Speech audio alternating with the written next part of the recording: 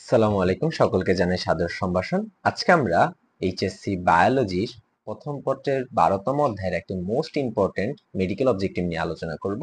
তো medical objective প্রশ্নটা এইভাবে আসে যে নিচের কোন উদ্ভিদ, কোন জলজ উদ্ভিদ ভাসমান অবস্থায় থাকে। তাহলে আমরা তখন কি খুঁজবো? পানা জাতীয় যত উদ্ভিদ আছে, পানা, যেমন কচুরি পানা, খুদি পানা, গুড়ি পানা, কুতি পানা, মুস্কানি পানা, পানা জাতীয় যত উদ্ভিদ আছে, টোপা পানা, যত উদ্ভিদ আছে পানা জাতীয় সকল উদ্ভিদই হলো মুক্তভাবে ভাসমান অবস্থায় থাকা জলজ উদ্ভিদ। এছাড়া একটা প্রশ্ন এভাবে আসতে পারে যে মূল আবদ্ধ ভাসমান জলজ উদ্ভিদ কোনটা? তাহলে এটার ক্ষেত্রে আমরা খুঁজবো হলো শাপলা ফুল।